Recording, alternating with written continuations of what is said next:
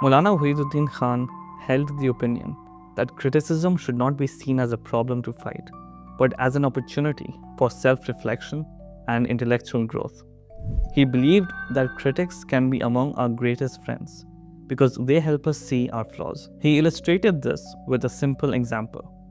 If your clothes are dirty, a true friend will point it out so you can clean them and avoid embarrassment. What seems like opposition from critics is actually a hidden form of friendship. So we should first understand what our critical friends say about religion. In his book, Science and Christian Belief, C.A. Colson quotes an American professor of physiology who said, "Science has shown religion to be history's cruelest and wickedest hoax." Broadly speaking, there are at least 4 major claims made against religion. The first claim is that religious truths are not founded on the scientific method. Critics argue that modern advanced knowledge is that reality which alone can stand up to the test of observation and experience, whereas religion relies on concepts that cannot be scientifically tested. It follows then that religion has no basis in actuality, and that, like other things that were formerly attributed to supernatural forces, it is now wholly explainable in terms of natural causes. Atheistic thinking holds that the discovery of God was a mere assumption that arose from ignorance, and that, with the spread of knowledge, this belief will automatically disappear. Atheistic thinkers present psychology as the second argument to reject religious truths. They claim that research carried out in the field of psychology has shown that religion is the creation of man's subconscious mind, rather than the discovery or revelations of some external reality. Therefore, religion is not based on fact. History is presented as a third argument against religious truths. They maintain that it was particular historical circumstances in which man found himself that gave birth to religious concepts. Finding himself in an insecure position and in need of integrating society around a cohesive force, man, they claim, developed concepts of deities of some sort or the other that he believed fulfilled this need. He began to worship such gods as he considered superior to all human beings and whose favors he believed could be sought by people. Marxism is presented as a fourth argument to reject religious truths. Marxist philosophy holds religion to be a historical hoax. Considering human history as a history of class struggles, it regards laws, morals, and religion as fraudulent innovations of the dominant classes, under the cloak of which many of their vested interests are hidden. According to Auguste Comte, a well-known French philosopher of the first half of the 19th century, the history of mankind's intellectual development can be divided into 3 stages. The theological stage, when events of the universe are explained in terms of divine powers. The metaphysical stage, in which we find no mention of specific gods. And the stage of positivism, where events are explained in terms of common laws deduced from observations and calculation, without having recourse to spirit, God, or absolute power. In the 20th century, the world passed through the third intellectual stage, which, in philosophical verbiage, is known as logical positivism. Logical positivism considers that the only meaningful philosophical problems are those which can be solved by logical analysis. Scientific empiricism, or logical positivism, became a regular movement in the second quarter of the 20th century. But as a trend of thought, it had already, long before, taken hold of people's minds. From David Hume and John Mill up to the time of Bertrand Russell, many philosophers have been its proponents, and it has now become one of the most important contemporary trends of thought. Modern atheistic thinkers dismiss religion as unfounded. They argue that religion comes from humans' desire to find meaning in the universe. While seeking explanations is natural, they believe our ancestors' limited knowledge led them to wrong conclusions, such as the existence of God or gods, creation and destruction being controlled by a godhead, that God cares about human faith, the existence of an afterlife in heaven or hell based on the morality of man's life on earth, and that all thinking on these matters must be guided by religion. They feel that with advanced knowledge, humans can now reassess traditional ways of thinking and correct errors of their interpretation. They feel that man's recent mental evolution is the very antithesis of religious thinking.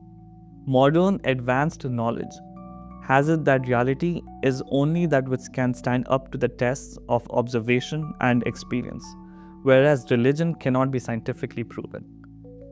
In other words, religion gives an unrealistic account of real events.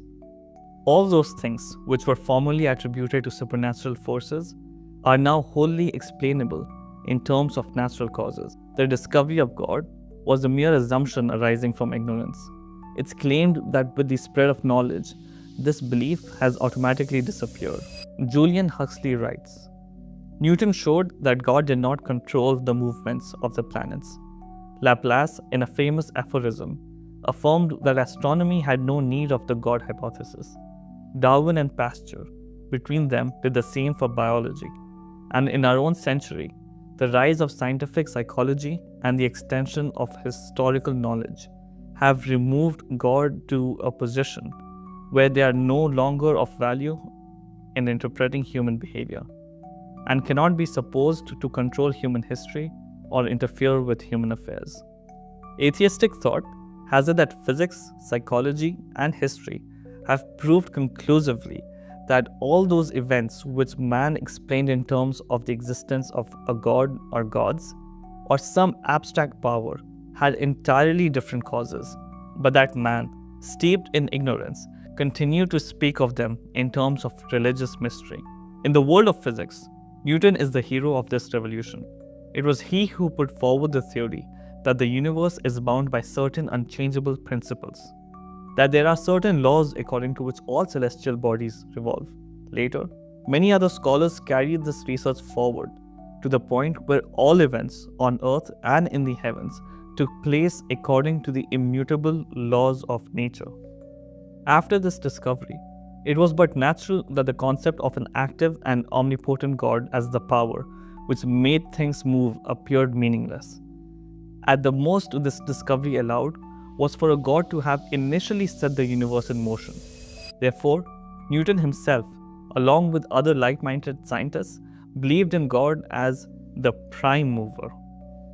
Voltaire, for his part, said that God had created the universe in just the same way as a watchmaker made a watch, assembling the parts, arranging them in a particular order, but once the watch is in motion, having nothing to do with it. Hume subsequently abolished this inactive and worthless God by advancing the argument that we have seen watches being made, but since we have not seen this world being created, it was not possible for us to believe in God. Now, equipped with knowledge, we no longer stood in awe of natural phenomena. For instance, the rising and setting of the sun are now understood as matters of common knowledge. But in earlier times, these events seemed inexplicable, and man supposed that there must be a God who was responsible for them. This led to the acceptance of there being a supernatural power. The claim that we described whatever was beyond our knowledge as a miracle wrought by that power. But now that we know that the rising and setting of the sun is the result of the earth's rotation upon its axis, where is the need to believe that there is a God who makes the sun rise and set? If the rainbow is merely a refraction of sunlight by minute droplets of water in the air, it is not in any way a sign placed in the sky by God. If the plague is an outbreak of disease, it can no longer be considered as a sign of divine wrath. If animals and plants have slowly evolved over hundreds of millions of years, there is no room for a creator of animals and plants. Citing such events in support of his argument, Julian Huxley writes with great conviction, if events are due to natural causes, they are not due to supernatural causes. He also writes, the concept of God has reached the limits of its usefulness. It cannot evolve further. Ludwig Feuerbach, the 19th century German philosopher, said, God is nothing but a projection of man on a cosmic screen. The concept of another world was a beautiful but imaginary idealization of human wishes. Sigmund Freud is among the most famous scientists ever and the founder of psychoanalysis. He saw God as an illusion rooted in childhood needs. He wrote that the father complex in a family gives rise to the concept of God and slave. In the words of Ralph Linton, the Hebrew picture of an all-powerful deity who could only be placated by complete submission and protestations of devotion, no matter how unjust his acts might appear, was a direct outgrowth of this general Semitic family situation. Such a judicial concept, which believes in God being a political authority, has occupied a central place not only in Judaism, but is also incorporated in the religious concepts of Christianity and Islam as well. The communist philosophy too holds religion to be a historical hoax. Since communism studies history exclusively in the light of economics, to wit, all historical factors were offshoots of the economic situation. It holds that it was the feudal and capitalistic systems prevailing in the past that had led to the birth of religion. Now that these outdated systems are dying a natural death, religion should also be treated as dead along with it. As Friedrich Engels puts it, moral concepts are the product of contemporary economic conditions. Human history is the history of class wars, in which the ruling classes have been exploiting the backward classes, and religion and morals were invented to provide an ideological basis for safeguarding the interests of the ruling class.